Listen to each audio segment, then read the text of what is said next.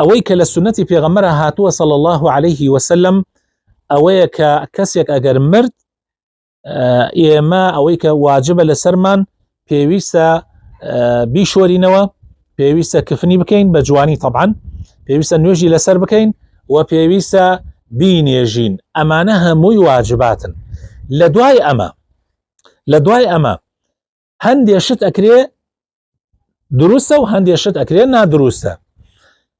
لە دوای ئەمە تەعزیەدانان بۆ مردوو طبعاً دروستە سەرخۆشی بکرێت لە خاوەن مردووەکە، دروستە سەرخۆشی بکرێت لە خاوەن مردووەکە و بە هەر جۆرێک لە جۆرەکان، بەڵام دیاریکردنی شوێنێک بۆ تەعزیە زانایان ئەڵێن نەکردنی باشترە، بەڵام لەبەر ئەوەی ئەمڕۆ خەڵک هەر طبعاً نابێ خۆ خەڵک واز لە یەکتری بێنێ، سنەتە ئینسان بەدەمی برای مسلمانیەوە بێ، بەدەمی خوشکی مسلمانەوە بێ لە حاڵەتی ناڕەحەتی و ناخۆشیەکان و تەنگانەکانە، بۆیە هەر ئەبێ سەردانیەکتری بکرێ.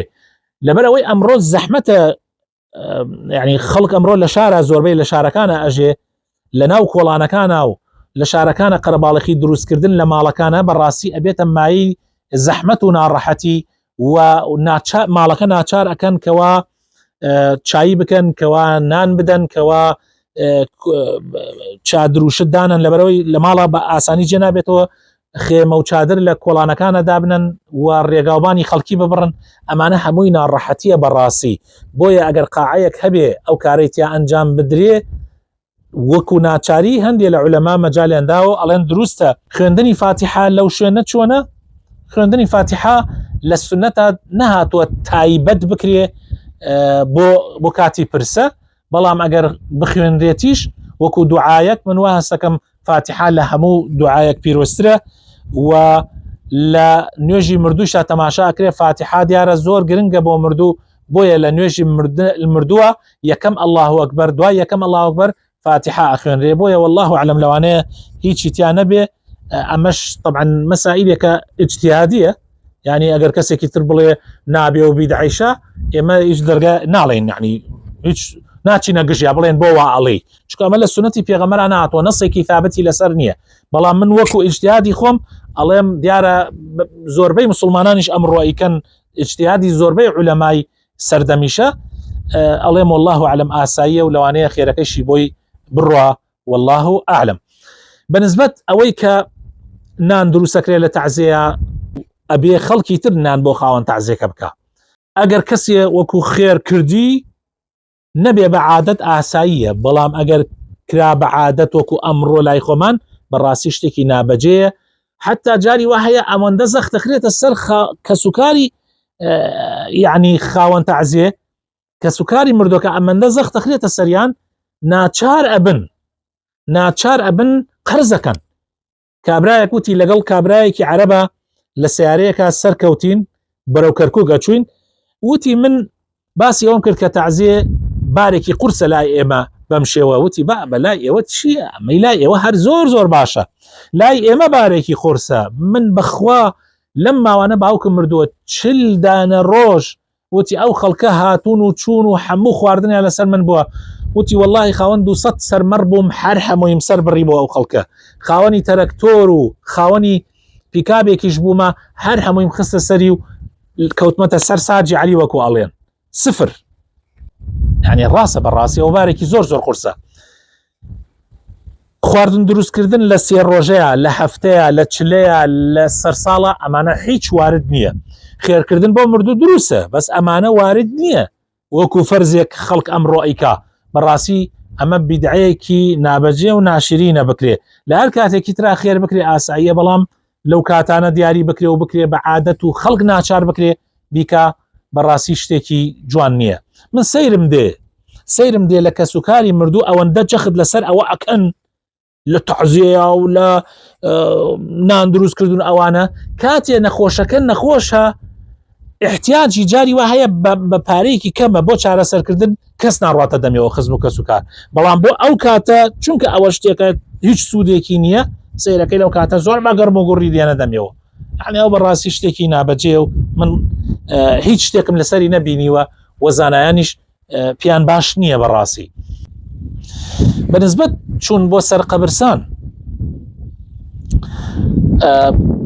طبعا بەعام لە کۆنا لە سەردەمی پێغەمبەر صلی الله عليه وسلم لە سەرەتاوە بەعام لە سەرەتاوە پێغەمبەری خوا صلی الله عليه وسلم نەهی کرد لەوەی کە خەڵک جگە لە ناشتنی مردووەکە بچێتە سەر قەبرستان. بەڵام دوایەوە پێغەمبەری خوا صلی الله عليه وسلم فەرمووی ئەلا نەهەیتکم عن زیارة القبور ئەلا فەزوروها فإنها تذكركم الآخرة. فەرمووی پێشان نەهی ملێ کردن بچنە سەر قەبرستان، بەڵام ئێستا بچنە سەر قەبرستان.